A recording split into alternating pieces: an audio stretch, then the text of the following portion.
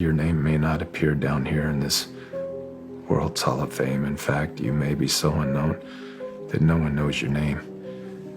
The Oscars and the praise of men may never come your way, but don't forget God has rewards that he'll hand out someday. This crowd on earth, they will soon forget when you're not at the top. They'll cheer like mad until you fall, and then their praise will stop. Not God, he never does forget.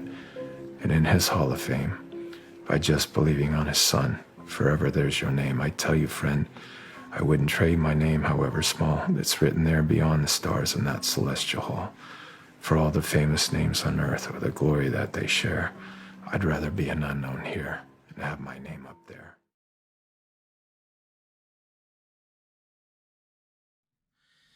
Hey, I'm Patrick Smith. And I'm Mark Schneider. Yeah. Episode 8. Here we go. I'm watching episode 8. Today it's going to be an episode that child traffickers and pedophiles don't want you to see. And it's going to be a pretty heavy topic. And let's just get right into it. Yeah, basically I'm impressed with how the world and how America and a lot of the people that we've seen, like there's subjects going on right now that are polarizing, and it's bringing into light so many interesting things that I had no idea about. I did not know like how prevalent sex trafficking and how many people it impacts on a daily basis. It's crazy. Yeah, and you hear sex trafficking, and it doesn't necessarily register as modern day slavery, but that's what it is. Yeah. And the stats are appalling. I was looking at it, and it's, when you think of modern day slavery, it's, you've actually even got the whole gamut of that, from sex trafficking to like people being forced to work. They don't know where to go. They don't have a way out, that kind of thing. And, but that's, I guess I don't really think we're going to focus on that aspect of it today, more so than the sex trafficking aspect of it. And it's that industry, that crime syndicate, whatever you want to call it, has grown exponentially over the last few years. It's exploded. And there's this new term that's going on, like, it's going around. It's called the QAnon adjacent conspiracy theories, or QAnon adjacent film, like The Sound of Freedom. If you've seen that movie, you know what I'm talking about. But this is the kind of stuff that drives the QAnon guys nuts, right? Like, are you aware of what the QAnon movement is? No, Mark? I have no idea. What is that? So it's like this group of people that they believe that Donald Trump is working to take down the crime syndicate, sex trafficking, and when he was in office, that he was working on an underground child sex trafficking ring to take it down. And there's a lot of crazy stuff out there that drives those guys insane. And the movie Sound of Freedom just came out, and there's been a lot of articles that have come out against it, and they're basically saying, oh, this is a QAnon adjacent film. And it's like, no, this is actually just a film based on a true story. That happened in 2013, 2014? Yeah, they held the movie for 5 years, but they're coming out against it. They being the media. Like, why is the media coming out against that so much? It's like, I don't care who you are. It goes against their narrative. You should be against hurting kids, right? Exactly. And don't touch the kids. Yeah, don't touch kids, man. And unless you want me to yank your arm out of socket and beat you with it, and then right, yeah, more than that. But the thing is crazy is they're kind of pushing this narrative that because that film came out, it's a QAnon adjacent film, or it's like agging on these conspiracy theorists. But we're at a point where this is not a conspiracy theory. The data doesn't lie. And I was interested. Like, what was that you showed me the other day? Or like Mark Wahlberg. Did you show that to me? I can't remember exactly where I saw it, but he was like, they tried getting him into the Hollywood. I hadn't seen that. And he was like talking about their the adrenochrome and like these people like doing sick, and he's like, I'm not getting in Well, I'm you know, not the one of you. adrenochrome thing, that's a huge topic in the world of QAnon conspiracy theory type Right. stuff, right?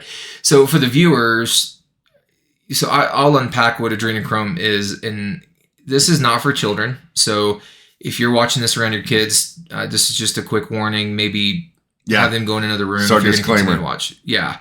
But adrenochrome is a chemical that is released when, like, a kid, when they're about to die, or it's like Or tortured. You get like an adrenaline dump, like when they're tortured or when they're going to die. They release this chemical, and it's in the bloodstream. it's in the bloodstream, and it has like really good properties biologically if you consume it, according to these people on the black market that do it. And there's a lot of different information about that has come out. Some is credible and others are kind of far-fetched, and so I want to live in reality, but it's not something to ignore. And on the black market, you know, they're not just using these kids to sex traffic. And once they're used up, they can organ harvest, and a part of that kind of gets into the whole realm of adrenochrome. And so it's a really sick thing, and it drives these people nuts that are in the consumer. So they torture these kids and then drain blood out of them and drink it. Man, it's a heavy topic, and it's a thing. There's data out there to confirm that. We were discussing this last week after we watched the movie, right? Yeah. But the thing is, it's a thing. But the problem is, so you get a lot of these people that go out and they go nuts on it, and they make up a bunch of stuff that's not true, and it discredits some of the stuff that's actually like viable. What we're talking about is that stuff has been confirmed, and I mean, I'm not gonna go searching for that stuff on my computers or anything in my business. So if you guys want to look for it, you're happy to do that, but we're not putting anything up about that. So no, I was appalled when we were discussing that. I feel like I've lived with my head in the dirt for a while. Just like I'm just a Wyoming boy. I grew up in a small town. We had like 8,000 people. You know, this is stuff you don't. I mean, there's things that happen there too, but it's not like this. It's like we were so far detached from this stuff. We're in different times. Oh, and so much. So, you know, that's a hard thing for me to talk about. I don't know where to go from here, you know, regarding the body part harvesting piece of this. The data on that alone, we're not gonna get into that piece. We'll dial in on the sex trafficking aspect of it. Focus on some of those stats. Well, just today. the child trafficking, right? Yeah, the child trafficking piece of it. I think it's like something close to 20% or 1 out of 5 kids. Or 1 out of 5 of the actual trafficking events it's a child. It almost happened to me. Like literally my oldest 2 kids. My son was 2. What? Yeah. My son was 2 and my daughter Natasha. So Sean and Tasha. Sean was 2. Tasha was 6 months old. And we were living in Cheyenne, Wyoming. There was an ad in the paper for modeling. And, you know, everybody thinks their kids are cute, like whatever. So my ex-wife, she signed him up to go in and interview. There was this guy named Matt. Wait. So you guys are married at the time. Yeah. And you said 2 of your kids. My oldest 2 kids. I have 5 kids. Your oldest 2. And how old are they now? So they're 30 and 28. 30 and 28. And so at the time they were how old? 2 and 6 months. 2 and 6 months old. Okay. So this is 1994. Okay. 1994. Yeah. Like early 90, late 94. No, actually it was 95. So Tasha was born in 94. So it was in 95. This was happening. It was like springtime. It was still chilly. I remember that. It was cold out. But this guy's name was Matt, and he was set up in this office building over off Ridge Road. Man, I remember everything like it was like yesterday. It was crazy. We went in and talked to him, and like this guy was just kind of full of crap. I was trying to sniff out, like, you know, he started talking about cars. I'm a car guy. One of the things that stuck out to me is he's talked about having this stealth RT twin turbo. I was like, dude, like I love those. Like it's a 300 horsepower all-wheel drive twin turbo V6, freaking, you know, all-wheel steering. They're awesome. He's like, tall, you know, and he told me, I was like, where is it? And you're like, oh, it's in the garage at the place I'm renting. So as things started unraveling, like that was one of the big things that tipped us off. But he told us we had he had a shoot lined up for our kids with Johnson & Johnson. And I was working at the refinery in Cheyenne at the time. And so he was trying to get my wife and my kids off on their own. Is what I figured out. But the way I figured that out is okay. Go ahead. The way I figured that out is that I would rearrange my schedule so I could travel with my family. Like every time they went to meet to do this, every time they were going to be flown out to wherever they were going, I would rearrange my schedule so I could go. And then miraculously, like, oh no, it got moved. They kept pushing the date, kept pushing the time. Right. And so it made me look like kind of a fool at work because I'm asking people to trade with me, asking for days off, vacation days, whatever. But it was really weird because Cheyenne's not a big town, 50,000 people. But we're walking to Walmart one day and this woman approaches. She goes, oh, like, are these Matt's kids? Matt's the guy that was doing it's like a modeling agency? Yeah, he had the modeling agency. So, crud. Modeling. So she comes up, she's like, are these Matt's kids? And we're like, no, these are our kids. Jacked. And she's like, no, he showed me a picture of these kids. Like he hired me as a nanny. She was hired as a nanny for my kids. What? Yes. So everything started unraveling at that point. So I'm getting goosebumps just thinking about it right now again. So she literally was hired as a nanny for my kids by this guy, Matt. It all started unraveling. We all started putting pieces together. We went into his office. We had the landlord like kind of break in. We started digging through stuff. It was just so wild how everything came about. And then like we started getting followed. Like at the time, I remember this specifically. Like I had a 357 mag, Smith & Wesson 586. And I told my wife, I was like, you keep this on hand at all times. Wait. So your kids go in to do like a modeling thing, and it's from an ad she responds to in the newspaper. You guys are scheduling the event. You wanted to be there. He keeps rescheduling. Right, but this was we gave him pictures of the kids, and he supposedly sent them off. And he's like, "Hey, your kids got accepted by Johnson & Johnson. We need to fly out." Johnson & Johnson, we need to fly out, but they keep changing it. You keep taking off work. Well, because they keep changing it. I come to find out they kept changing it because I was trying to take off work.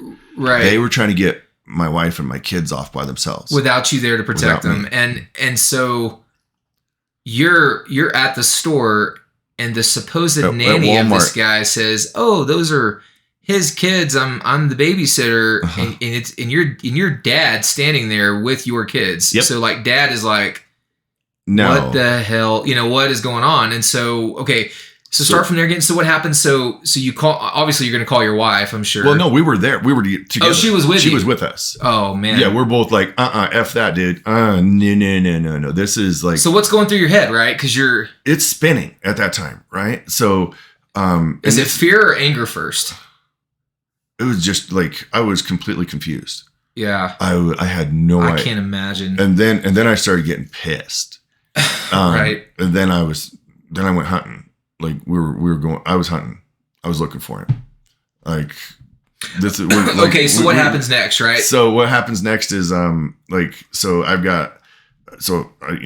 my wife sitting there 357 and by the door. If I'm not home, like we're on full alert at this point in time. Did you call the police? Well, finally she went down to the sheriff's office, and was trying to tell them like, guys, there's. So I'm talking to you guys about this, and she's telling them the story, and they kind of blew her off a little bit. But then after she got home, we had a lieutenant call the house. This woman, I cannot remember her name. I wish I could. I'd love to give her a shout out because it was incredible. Yeah. So she said, I overheard your conversation and something just didn't sit right.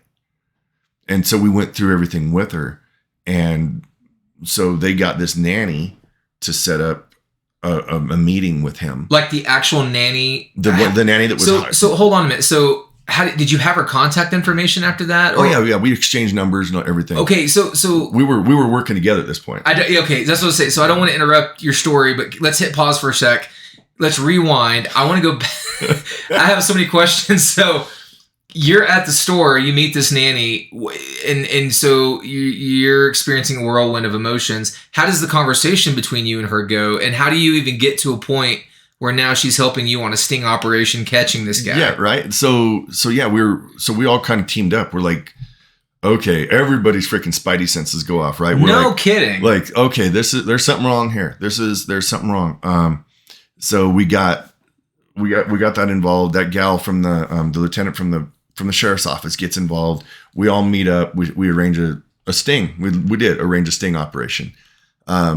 Come to find out, this guy Matt he was out on parole from prison for theft by deception. So he was using his real name. Yeah, yep. And he was a con man. He was a professional con man. Like that's what he did. Theft by deception. That's what he was in prison for.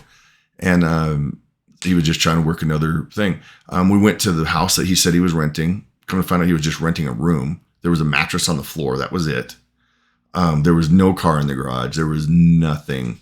Like anything, all this stuff he was blowing smoke about. I mean, we started looking into all this. So then my wife goes to the sheriff's office, like, no, there's something wrong here. This guy's trying to take our kids, and we're trying to stop him from doing this to anybody else. Well, yeah, I mean, but then also, like, where the hell is he? Because he could, your kids are playing in the backyard and you're in the house washing dishes or something.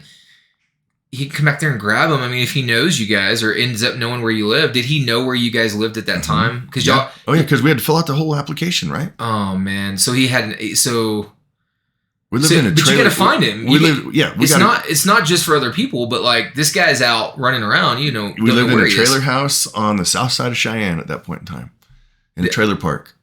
Wait, that's where you found him? That's where we were living. That's where you were living? In a trailer park. Like, how secure is a single wide trailer, man? Yeah. Like, it's not. Yeah. Not at all. So we got to the sheriff's, this deputy or this lieutenant, she put together this thing. So we all worked together that night. So from the time my wife went to the sheriff's office to the time they had breakfast was like 18 hours. And this, like, they worked fast. Wait, what do you mean? So we set up a sting operation with the nanny. At the office? Yeah, at Village Inn. Yeah. I think it was Village Inn. But you guys go to the police department, set the sting up there, like. Well, no. The lieutenant came to us. Oh, okay. The lieutenant came to us. Like we all met in a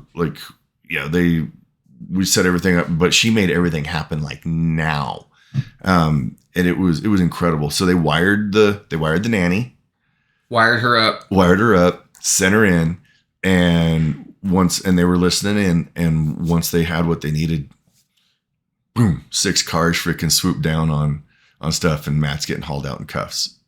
So did he ever even?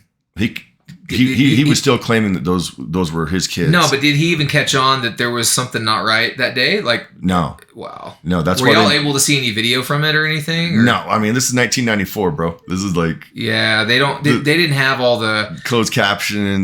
No, but did they? I wonder. Like, did they have? They didn't have dash cams back then, right? So yeah, man, you wouldn't have been able to see that, huh? 1995. Yeah, no, it was. Gosh. We were sitting a couple blocks away, and got to watch the swoop. It was very gratifying, to say the least, to see this guy go down. But he was out on parole, and it was. But I'm just this to be said, like, I'm a high alert guy, right? Yeah. Like I have my.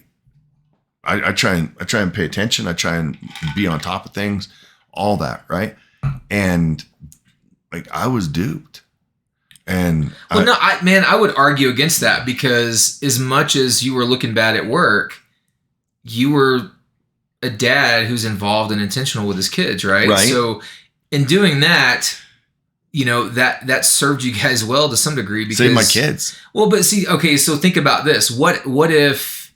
Well, I guess if your wife was with you, though, maybe she would have caught it. But what I was getting at, what I was going to say is, like, had you not been involved in a process at all, it would have just been her kind of like dealing with that, like trying to explain to you, like, hey, wait a minute, those aren't his kids, and it could have been passed off possibly as a misunderstanding, and y'all all would have went on about your business. But because you were both involved, you kind of look at each other and you're like, oh man, That's really screwed up. This is pre-cell phone. This is Yeah. pre-tracker. This is pre, electronics. This is like looking back today, it's like Stone Age, and but he was still trying to get my kids away from me. Man, that's sketchy, dude. And- So story goes, your wife sees a modeling agency advertisement. She goes to fill it out. Right. He shows up. You guys fill the form out. We went to his office. You get picked up by Johnson & Johnson, but they keep changing the time, and you keep trying to take work off, and you're getting frustrated. Well, they would give us a date. I would get the days off, and as soon as he changed it after. Then as soon as you get it, he changed it, and you kept getting frustrated. So then it's like something's off, and then you run into this nanny, and then you find out the jig is up. Then you call it in. Nanny works with you to set up a sting operation. Do you guys ever go back to his office and look around? We went to his office. That's why I said the landlord over there let us into the office. And what happened? So yeah, he actually called. He knew we were in his office somehow. He called from a payphone or something. I answered the phone when the phone rang. He's like, "What are you doing in my office?" I'm like, "You're going down, bro." And he shows up to meet the nanny, and he didn't know she was with us. He hadn't put it together. Man, he wasn't very smart then. I mean, that's sketchy. Dude, that's so sketchy. And then here's another thing. From what I understand, he got out of prison a few years later because he busted his parole, right? Right. Violated his parole. He got out of prison a few years later. Came to town with he had these legal documents that he'd inherited so much money or whatever, and had all this stuff coming through. Got a house, bought a new truck, all on this paperwork, and then things weren't coming through. They wound up, from what I understand, they were chasing him. The last that they knew, he took off in that truck another cross country, literally jumped off the highway, went through the fence, and went cross country, punching it, running from the cops. So he was running another con. Yep. Even again, wow. In Cheyenne. Again, gosh, man. So when you talk about human trafficking, this hits close to home. Oh yeah, solid. Yeah, and I have other stories I'm not going to go into the details of the other stories I have of this, because one of my other kids has been greatly impacted by this personally. Yeah, we don't need to do that. No. So I've got some information here, just some stats that came out of the movie that recently was released. It's called Sound of Freedom. A lot of you have seen us endorse that movie, so you might already know about it, or there's been a lot of publicity about it, just aside from our podcast. Well, there's been a lot of there have been a whole bunch of teams working on this around the country that we didn't even know about. That are just coming to light now. Yeah, but see, the thing is, man, there's so much of this stuff going on. From what I found out, that there's not enough people to go around to actually address it, and so. Behind the scenes, we won't go into details, but we're doing something about that too, aren't we? Yes, we are. Yeah. So I want to get into. I sent you that video. What's that? I sent you that video. It was how easy it is. So there was that girl was at a Dallas Mavericks football game, and this was April 8th of last year. Oh, I remember that video that you sent. Yeah. So April 8th of last year, I sent you. So she was at a season ticket holder. Her dad was season ticket holder. They were in. They showed this whole thing on the video, section 221. Daughter was 15. She, they've been to these seats so many times. She goes to go to the bathroom, and one of the guys in the suite behind them followed her out, and she was gone. They found her video, 10 days later. That video is super sketch, and so. She goes to the bathroom. She's been there times before. She knows the bathroom. Her dad's like, sure, you're 15, go to the bathroom. Guy behind them in a suite behind them walks out behind her, courses her into the parking lot, takes her. And what's crazy about that is the police say, oh, well, you need to file a missing persons report in your hometown. 30 minutes the other direction in another city. And it's like, she went missing here. And they're like, what do we do? What do we do? A week goes by. They're trying to figure it out. And then the police say, call this guy. And that's this JB Rice. Yeah. So I don't know him, and I haven't made contact with JB Rice yet, but we've reached out. And I'm going to put this up on the screen for anybody who might be watching this who may need help in Texas. If you've got something going on, if something happened to your kid, if something happened to you, you've got information, maybe reach out to these guys and have a conversation. But it's JB Rice, and they have a Facebook page. It's called Texas Counter Trafficking Initiative. Well, and they're based out of Austin. Right. Well, and he found her. Right. He found her on a freaking pornography or a prostitution website. Yeah, in Oklahoma. In Oklahoma City. Yep. And he says, I know where she is. Like they got a hold of her. He called back 3 hours later. I think I found her. No, in 3 hours they set the sting up, and they got her. Within 3 hours, they had a sting operation ready to rock and roll. But then they missed her, and then 3 days later they saw her walking down the street. Yeah, and they picked her up and took her to the hospital, and parents came and got her. Dude, like, to be that dad, like the thing that hit me in the video was like, you know, the dad was talking about walking in that room. He's like, "Daddy, they hurt me." Mm-hmm. It's like, oh, dude, like these people need to they need to die. They need to be hurt bad. Yeah, like what's the Bible say about a millstone? Better for a millstone to be tied around your neck than to hurt one of these little ones. Right, and thrown to the bottom of thrown to the bottom of the ocean. That's right. So sorry guys, this is just like, I have 4 amazing daughters and a son, and like I love my kids like so much, and I would die to protect them, and I would kill any. That's. I'm just gonna leave it there, but yeah, that story was incredible. Yeah, and I reached out to him, and I wanna see if they could get him on at some point, but he has to blur his face because he can't be seen because he's in active stings. Yeah, but he's a good connection to have. They're based out of Austin, and they're in Texas, and Texas is one of the top 3 states in the United States that has a trafficking issue, and the top 3 is California, followed by Texas. Houston is a hub, a central hub, and then followed by that is Florida. And but I was going to lead into some stats a minute ago. I'll go over them now. These actually came off of the Sound of Freedom movie, and these are confirmed stats. These are confirmed stats, and I'll just hit them real quick. But over 22 million new images of child porn on the web have been uploaded on the web this past year. That's about a 5,000% increase over the last 5 years. And child pornography is underage, and it is like it's kids. And I was watching a video about this that was put up by Blake Lively. You know who Blake Lively is? Yeah. Oh yeah. She played in Age of Adeline. I like that movie. Yeah. Oh, I love that movie. She's Ryan Reynolds' wife. Yeah. But she was giving this speech, and she's really standing up against this. And she was asking them like, okay, the child pornography, like it's getting more intense. Like, they busted people with child porn that were from a week-old infant. A week-old infant, still umbilical cord attached. Video. And it was not just nudity. It wasn't just a naked baby. A week-old infant still has the umbilical cord. Oh, man. That is how sick, deranged, and demented this world has become. It's a bad problem.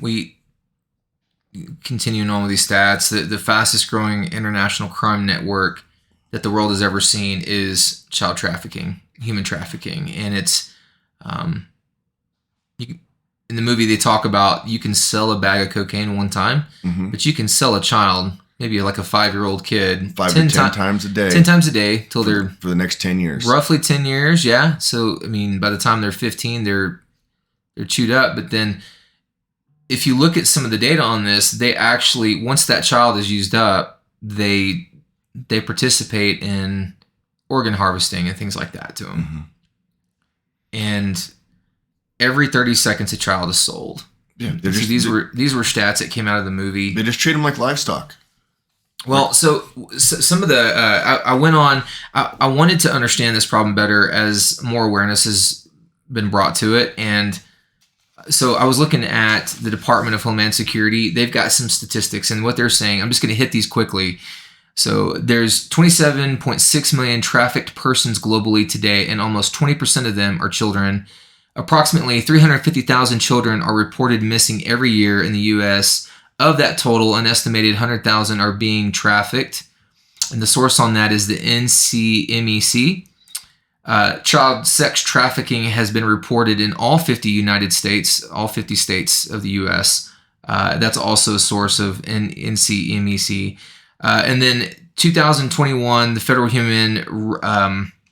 Human Trafficking Report stated that 57% of U.S. human trafficking victims were minors.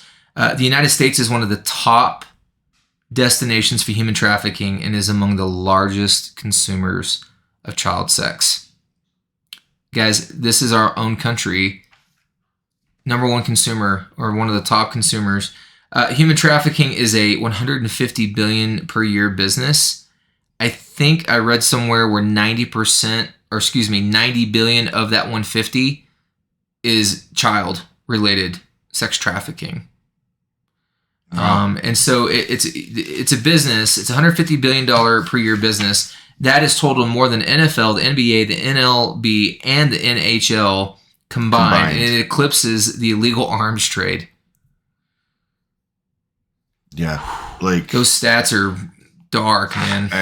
And I'm not going to get up on a soapbox right now, but y'all, if you don't think we're in the end times, seriously, like it's getting dark. It's getting real dark. Don't be naive. Yeah. Don't be naive when you're out with your kids.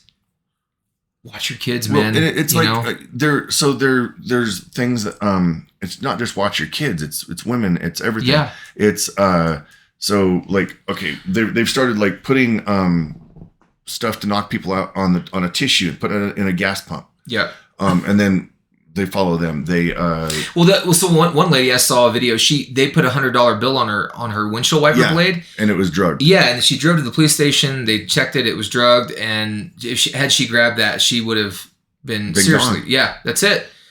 And you're right. I want to emphasize that it's not just children. My mind goes to the children, man. Right. My heart, but that's wrong. I don't want to discredit the fact that it's. Some adults are trafficked as well, and the majority of those, it is women, it is little girls. Mm-hmm. It's little boys are trafficked too, but the majority of it is women on the female side of the aisle. And so, to your point, it is more than children. So yes, yeah. This is like, and I'm not trying to say this to turn anybody's stomach, or well, maybe it needs to turn your stomach, but I'm not trying to say this because this is like you guys need to be aware, like be paranoid. Who cares? Be paranoid because you have those little freaking Apple tags, right? The Air tags, the Air tags, just little trackers, right? If somebody sees a beautiful woman get out of a car and walk into the store, all they got to do is attach that to the car. If she's got an iPhone, it'll pop up. But I think it takes a little while for that to happen. I don't know. Like there's a thing Apple has now. It'll pop up like if you have one on you, if it's tracking with you, it'll send a message to your phone. Apple has a thing. Oh, that's good. Yeah, but I don't know. But I'm just saying, like all they got to do is attach a tracking device. I don't know if that's for Android phones though. I don't know if that works for them. So it's not like that's good for everyone. So it could, like to your point, what I'm saying is I don't want to discredit your point because that's still a thing, I believe, even like if you don't have an iPhone. Right. No, absolutely. Like there are so many different ways like people can get tracked. People can get. Well, but a big one is social media with your kids. Like you wouldn't just, lay out a bunch of guns on the table and say, oh, kids, they're loaded, go have fun with them, and not teach them and not monitor and not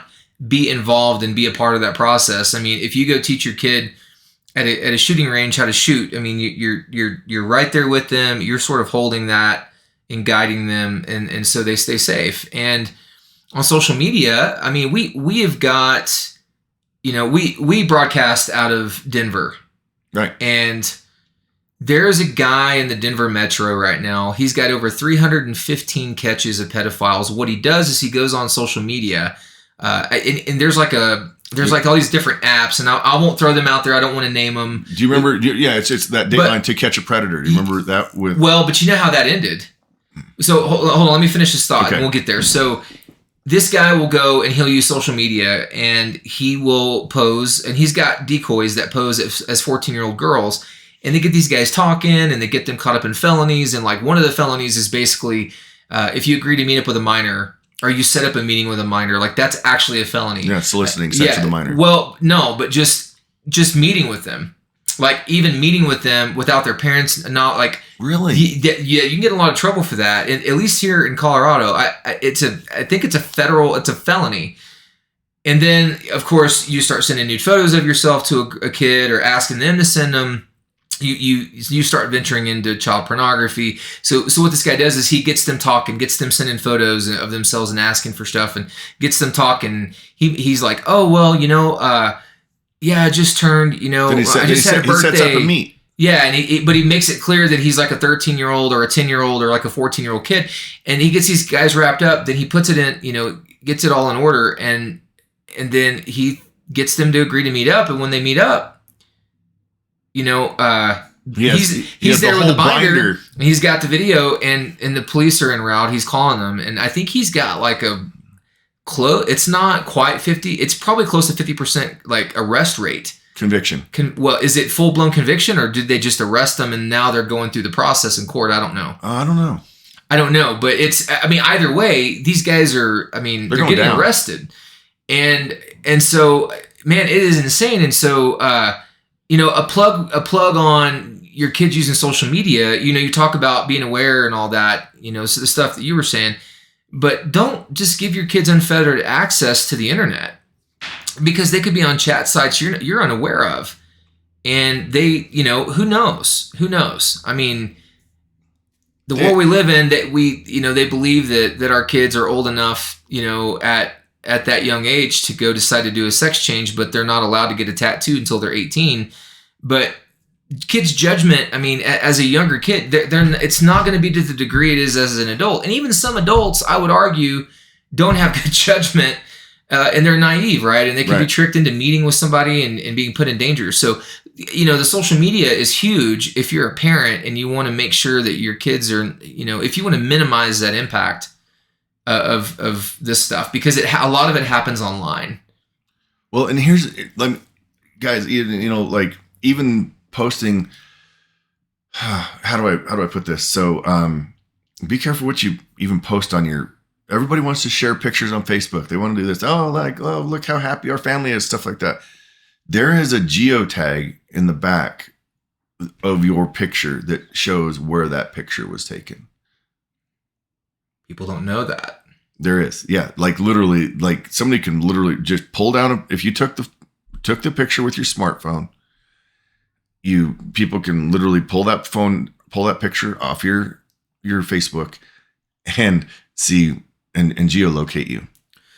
That's jacked up, man. And that's the world we live in. And so something else, we were having a conversation, me and my wife, with a dear friend of ours, and she is an amazing single mother, and we love her and very, very much care about her.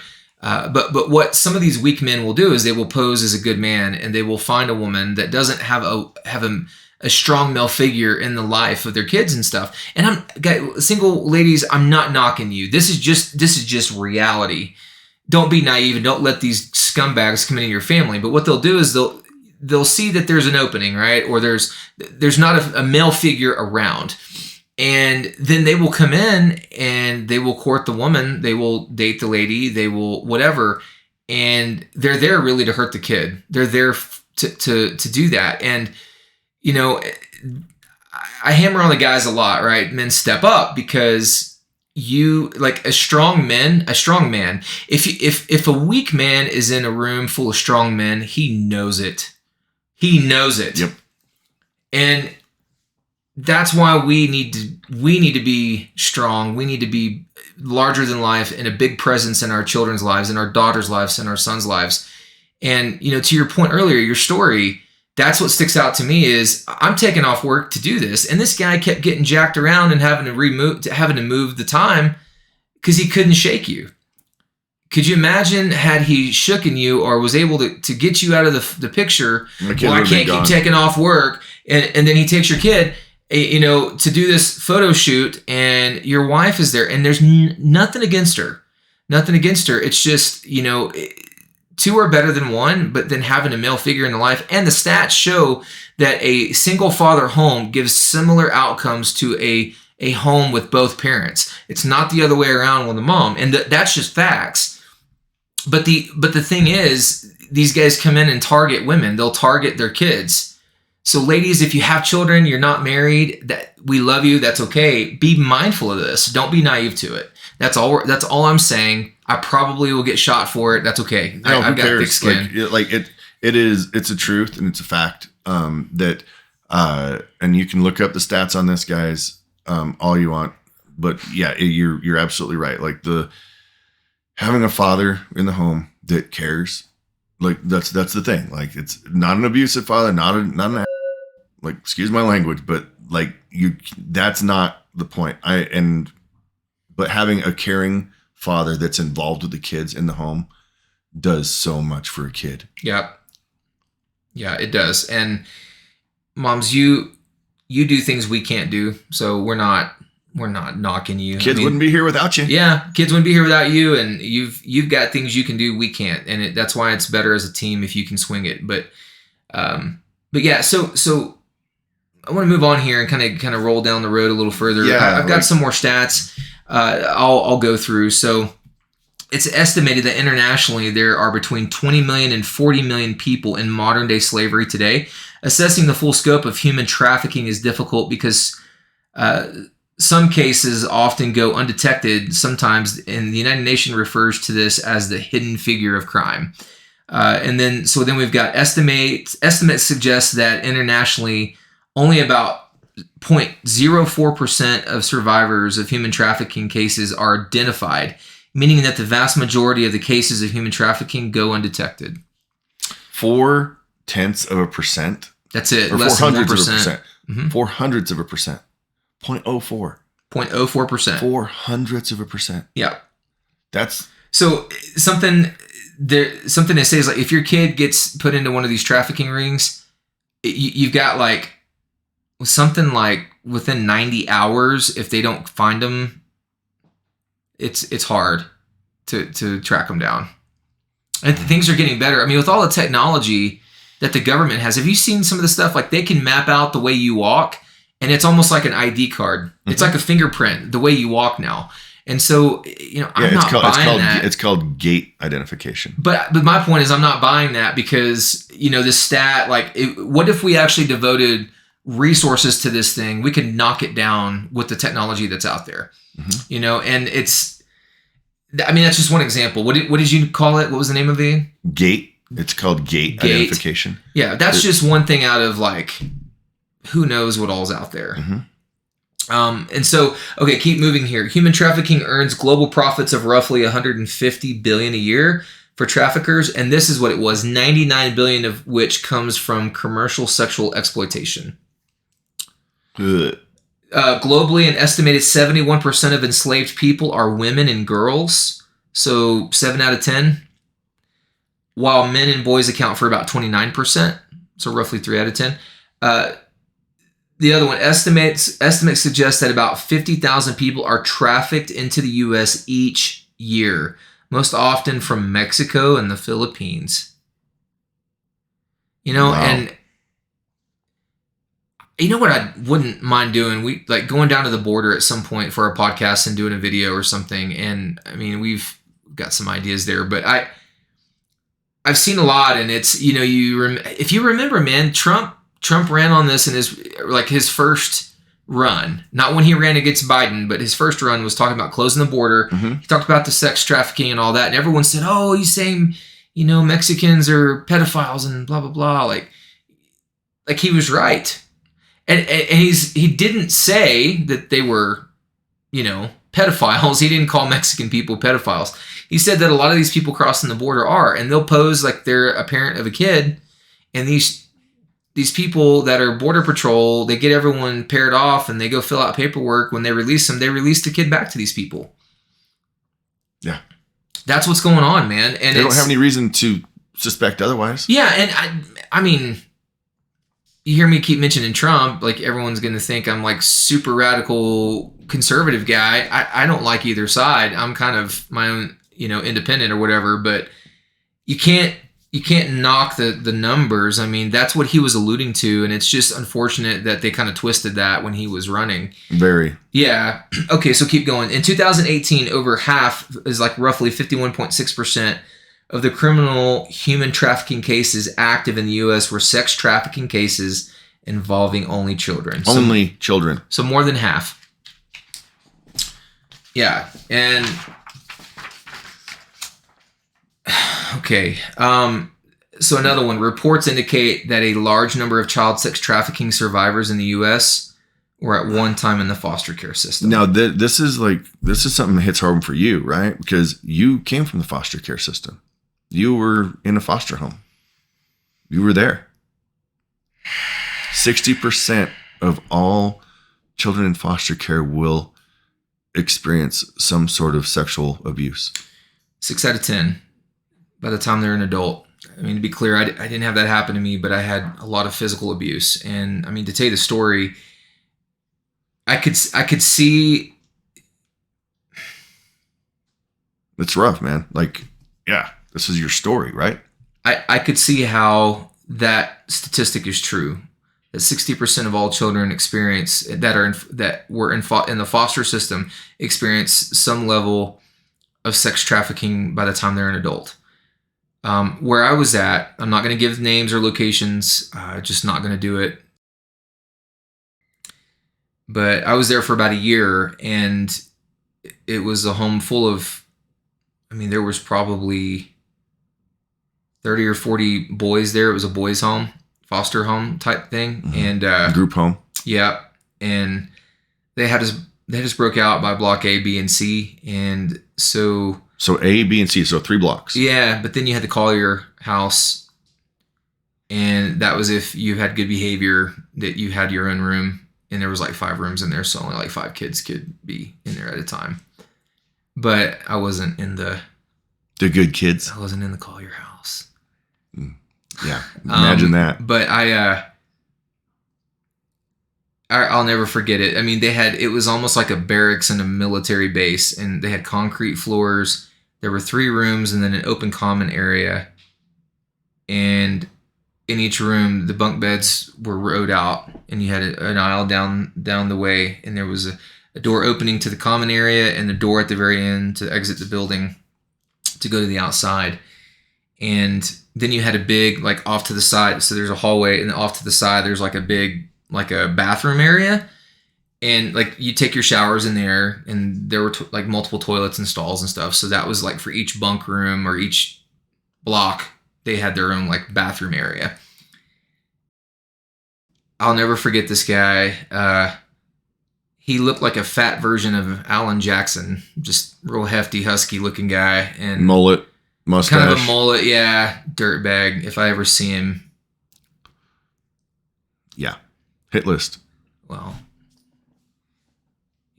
yeah. So they would, for his entertainment, he would have us push the bunk beds against the wall, like turn them sideways and push them out, make the room wider. And then he'd pair kids off. It didn't matter if you were block A, B, or C. He'd put the older kids against the older kids. And so the older kids were going to age out of the system were block A. The adolescents or going through puberty were block B. And then the younger kids was block C. And that's where I was at. They would make you fist fight for their entertainment. And if you lost your fight, he'd beat you. But he wouldn't hit you in the face and black your eye. I mean, he'd kick you in the rib cage, I got beat with a pole, or like one of the shower curtain rods, like those really thick, heavy duty industrial metal rods, just over and over again on my back. You said you got punted so hard that you landed on the sink and broke the sink off the wall. Yeah, they had the porcelain sinks, and those were on the wall. And it's not like your normal, whatever you want to call them, like a vanity that has like a cabinet. they had like these sinks and they were just like lined a commercial restroom sink with nothing underneath of it. Yeah. And he jumped and dropped his elbow on the top of my head, and I hit the floor on all fours. And he said, "You stand up, look me in my eyes." And then he kicked me as hard as he could right in the rib cage. I'm on all fours, lifted me in the air. I landed on one of those. When I landed on it, it broke off the wall, and he picked it up and just wham, slammed it on me. Wow. And so yeah, this strikes real close to home for both of us, doesn't it? Yeah, but I never experienced like sex trafficking, but just the physical abuse side of things, and how getting put into a system where you don't have an advocate.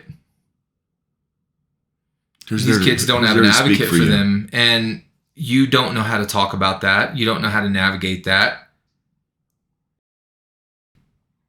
You almost start to believe like you're the problem, like it's your fault. By the grace of God, you're here, bro. Yeah, I dealt with that for a long time, but I learned early on that if I was going to be what I needed to be, I needed to get some strength, because that would never happen again. And when I was like 160 pounds in high school, and I was like wiry and kind of mean. I wouldn't like top of the food chain or whatever, but I usually don't have too much of a problem being top of the food chain when I walk in a room now. Let's put it that way. And I train. That's why I train. That's why my kids train jiu-jitsu. And yeah, there's reasons, man. Like you need your dad. You need a dad there to stand in the gap for you. But 6 out of 10. I mean, I was blessed in that regard. I was lucky, and by the grace of God, you were lucky that you weren't sex trafficked, but you were like, I was put into a system where I had no advocate, and from the outside in, it looked like I did, and I didn't. And I never really talked to my parents about it. I came out of there after being in there for about a year, and I was adopted and stuff. And I was adopted before that, but I went back with my adopted family, and I never talked to them about it. I told my brother recently. He was pretty quiet on the phone. Wow. Adoption, guys, put in a plug for that. If you have the means to stand in the gap for a child that can't do that for themselves, do it. If you need help, call me. I'll walk you through it. I'll be there with you every step of the way. And we're also actually part of our profits from the businesses we're in. Like, you're in real estate, you're a realtor. I'm a mortgage lender. But, a lot of the profits, a lot of the proceeds from this podcast, from our businesses and stuff, are going to help people adopt kids. We're literally putting our money where our mouth is on that. So if you guys want to join in, get a hold of us. But it's near and dear to, obviously, Pat's heart. And sometimes the only thing a strong man understands is somebody stronger. Yep. And when you're hurt like that, you need physical space, you need emotional space, you need financial space. And sometimes that financial space comes in the form of being able to help pay for a family's adoption, just to get that kid to a certain point in their life where they can begin to heal. Yeah. Everybody deserves to be loved, man. So yeah. I'm thankful that you made it through. I don't go down easy. All right. No, yeah. We'll keep moving here. We got a lot more to cover. So just a couple more stats. Advocates report a growing trend of traffickers using online social media platforms to recruit and advertise targets of human trafficking. So I already hit that. We'll keep moving. The average age a teen enters the sex trade in the United States is 12 to 14 years old. Many victims are runaway girls who were sexually abused as children. Wow. So, yeah. So, all right. There's plenty of things that, this is all cited real well, but here's, let's, all right. I'm going to play a hypothetical for you here, because I know something this happened to. It's not a hypothetical. This is something happened. Okay. But You get approached, you're an attractive young lady. You get approached on Facebook. Hey, would you like to come model for us? We'll fly you out to California. She flew out to California. They brought her into a room. They're like, okay, this is what we're doing. We're making pornographic videos. We'll still pay you the $3,000. It's only going to be distributed in Australia. But if you don't want to do it, you're free to leave. You can find your own way home. So you're like running a hypothetical for young ladies to hear. This happened, but I'm just saying, like, this is what happened. So you get a message in your inbox. Oh, this is a story. Okay, gotcha. This is a story that you're aware of. Yes, got it. So okay. Like, yeah, you get your message. Like, we're gonna fly you to California. You're so beautiful. Like, we're like, boom, we're gonna take care of you. So when you get that, just know that there's a good chance that you're probably going to be flown out, put on a couch, told you can either find your own way back home, or you can sit here and make a pornographic video, and it's only going to be distributed such and such place. The people that did this are in prison now, thank goodness. Oh man. But yeah, this happened about 8 years ago. So it's like a coercion type Right. thing, and that's not okay. Like that's That's sex trade. Yeah. But this video wound up on like whatever, made it back, and the girl that was in it, like, she almost took her own life over it, and it was like hardcore, because it made it back home. They told her to just be in Australia, right? But it was like hardcore, like persecution. People, like, it made it around her hometown. She almost took her own life over it. Like I said, thankfully the people are in prison now. But guys, you think it's cool watching pulling up your watching that stuff, but we're gonna bleep that out just because I don't want, like, I don't want someone to hear this who may not know about it, and then they go look it up, and now they're kind of looking at stuff. Like, I don't want to be a stumbling block. When stuff is pulled up on the internet, just know that there's a really good chance that they're not doing it they're not doing it at their own will. It's against their will. Man, I've got some ideas in the works, and I know you're aware of them, and we are more to come. We'll leave it at that. I wanted to go. Let's finish up here. We're rounding the corner on the podcast. We need to wrap it up here, but I did want to highlight, just because it's out right now, this movie is really shine a light on this stuff in a way that I don't think has ever been done. No. But the movie Sound of Freedom, it's based on a true story about Tim Ballard, and yeah, I mean, it is probably one of the most well done movies I've ever seen, and I recommend that you go see it. But what's interesting about this is Tim Ballard has received a lot of criticism. Like, there's people coming out against the movie. Like I opened up with, they're touting it as a QAnon adjacent film, and it's agging on conservative conspiracy theorists and stuff. And I'll be honest with you, a lot of these conservatives that were touted as conspiracy theorists back during the pandemic and everything, they were right. Told you so. The data is coming out now, and you can't really ignore it. And so I don't care about any of that nonsense, but what I do care about is some interesting smoke around the fire. And one of the things that I ran across is this article.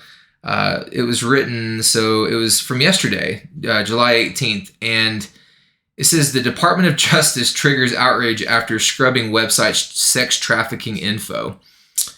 And child sex trafficking info. Yeah, child sex trafficking info. And so I'll put the article up so we can cite that source and give credit where it's due. But it was written by a gentleman by the name of Ryan King. And something interesting, they had a guy in here. His name is Victor Marks, and he's a survivor of child sexual abuse.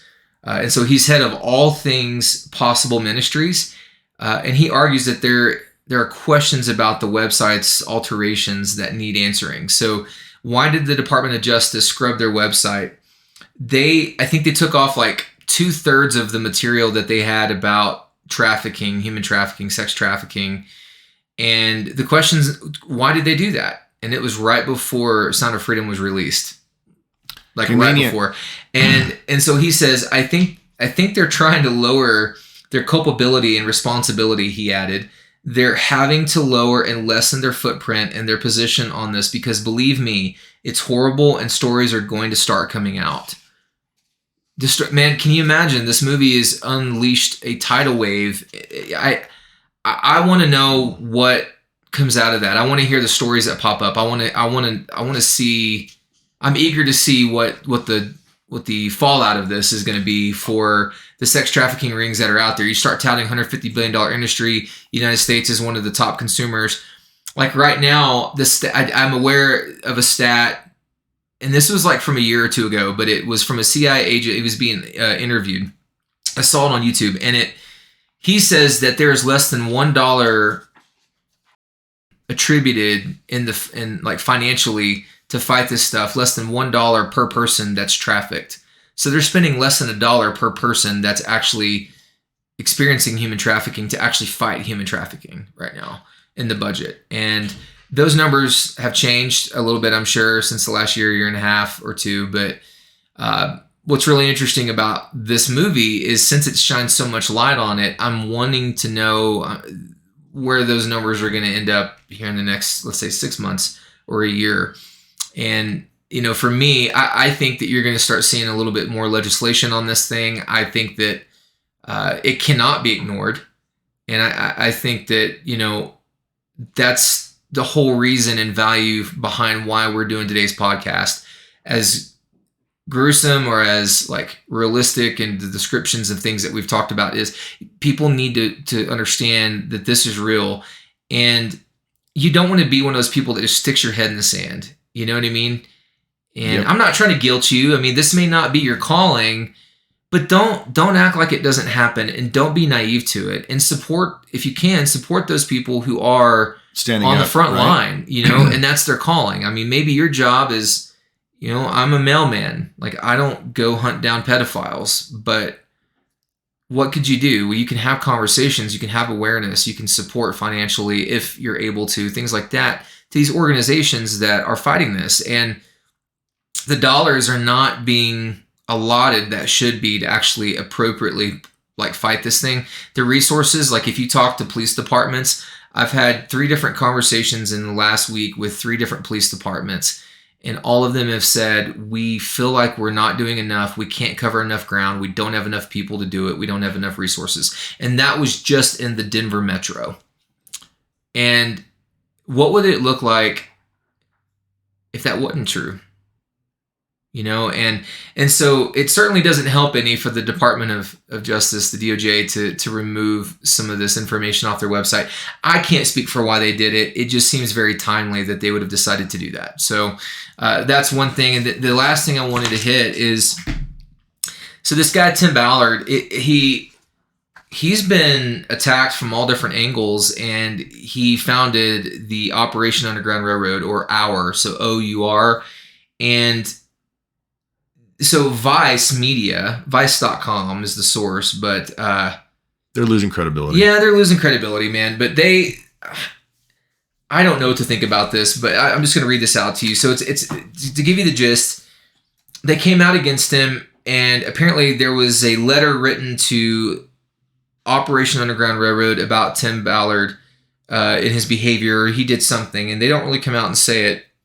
But here it is. It says, an anonymous letter sent to employees and donors to the anti-trafficking group Operation Underground Railroad asserts that founder Tim Ballard left the organization recently after an internal investigation into claims made against him by multiple employees. Something which OUR does not dispute. So OUR, again, Operation Underground Railroad, yes. And it says the letter was shared with Motherboard by a person active in Utah philanthropic circles, who said that it is a topic of conversation among OUR donors. And then it says the letter claims that OUR employees who accompanied Ballard on an undercover operation abroad filed a complaint against him with OUR Human Resources.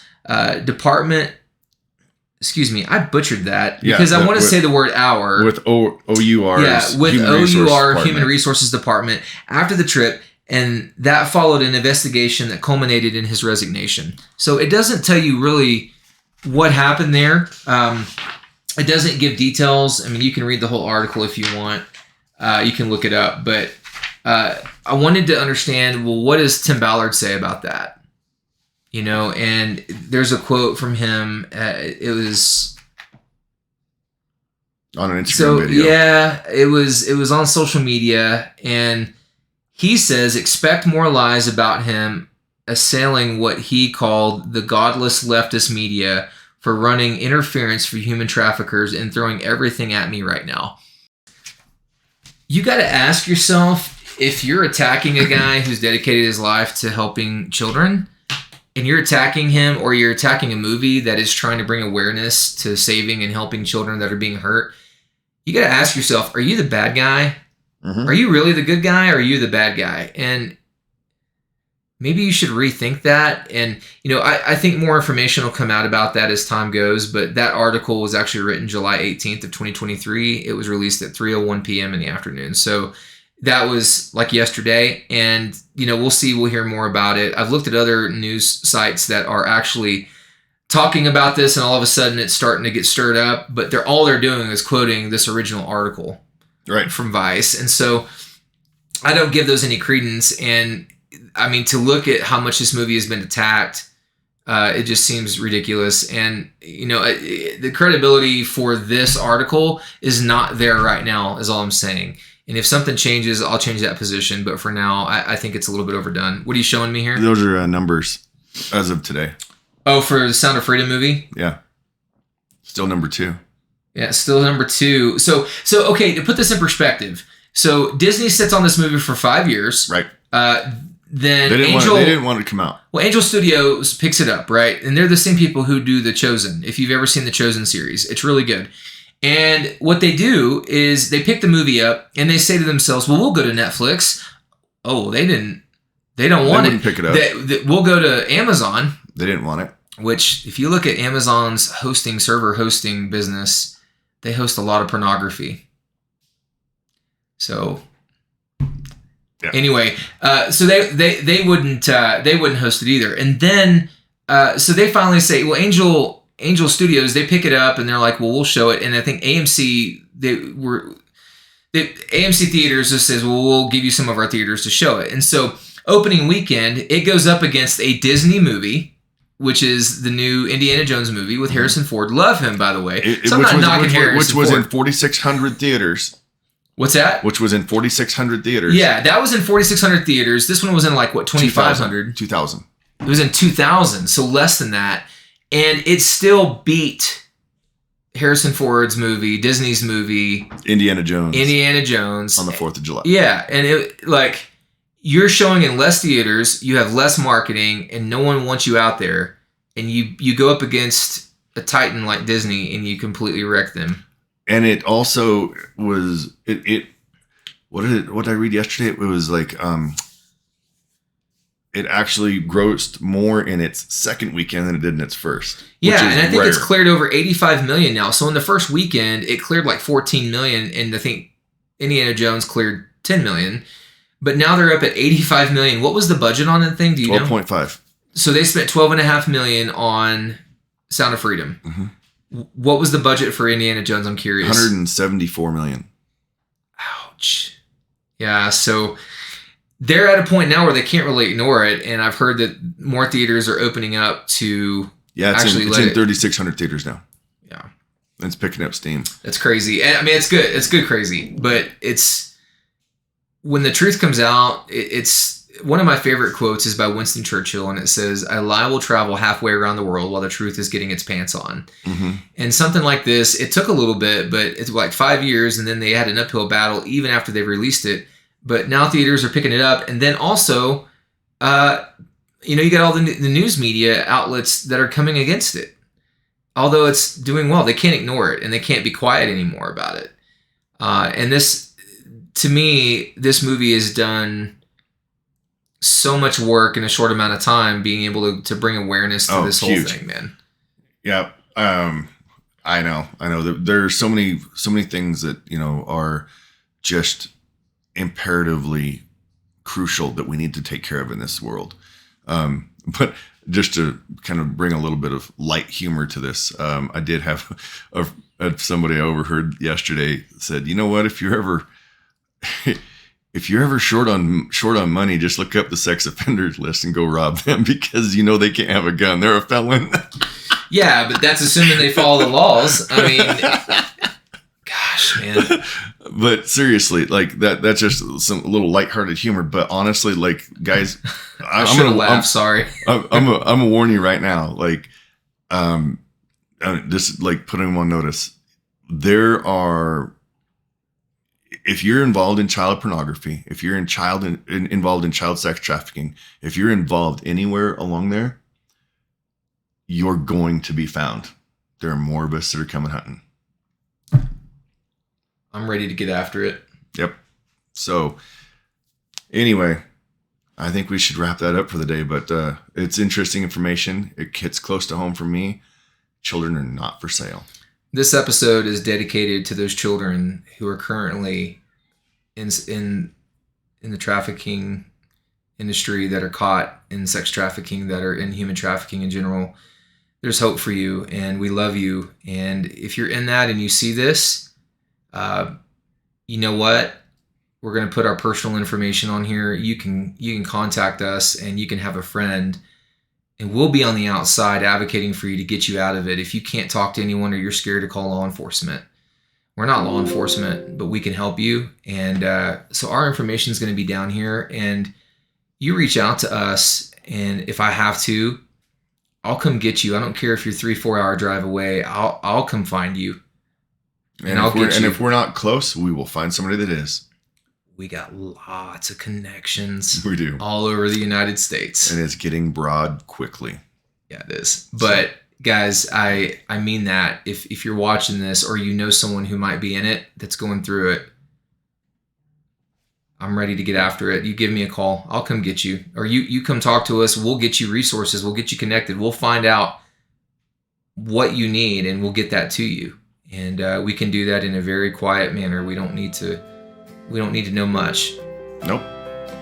All we need to know is where you are. We'll get you out. This episode's dedicated to you. Yep. We're praying for you. So.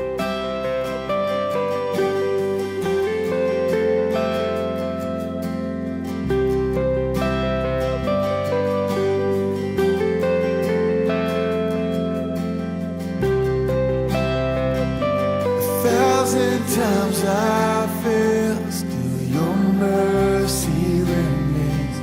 And should I stumble again, still I'm caught in your grace everlasting. Your light will shine where